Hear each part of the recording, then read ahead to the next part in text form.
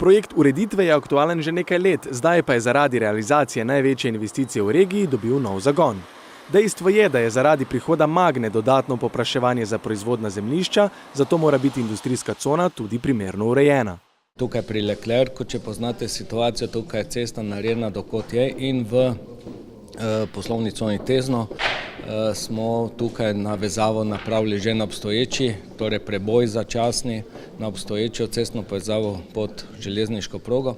In to je ta zadnja faza, v kateri bi se naredila 4-pasovna širina podvoza pod železniško progo in navezava na obstoječe ceste, torej tudi sama infrastruktura v njej.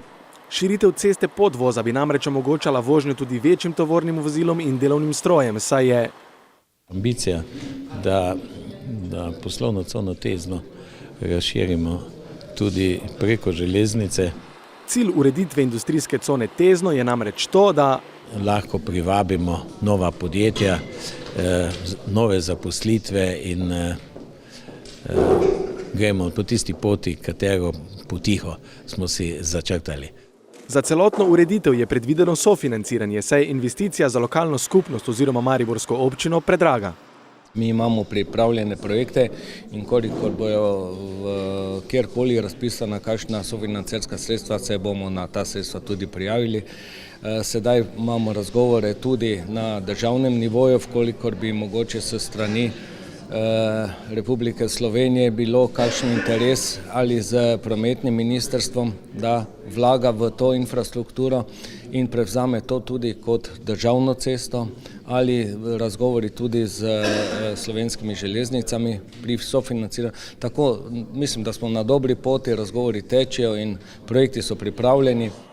Nekdanji ponos Maribora že zdaj kaže lepši obraz.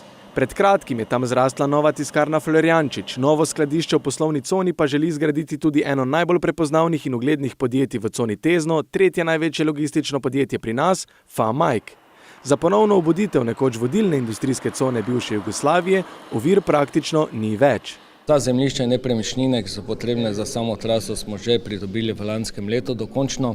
Letos še samo ena manjša poteza potrebna, tako da ja, tukaj smo pripravljeni in čakamo na kakšna sofinanciranje oziroma dogovor z Republiko Slovenijo. Projekt obnove oziroma ureditve industrijske cone Tezno, ki bo zajemala severni in južni del ter podvoz Ledino, naj bi se začel že letos in končal v letu 2020. Ocenjena vrednost projekta je 3,5 milijona evrov, od katerih so predvidena kohezijska sredstva v višini 85%. Mestna občina Maribor pa bo iz proračuna v letu 2018 za ureditev namenila 815 530 evrov.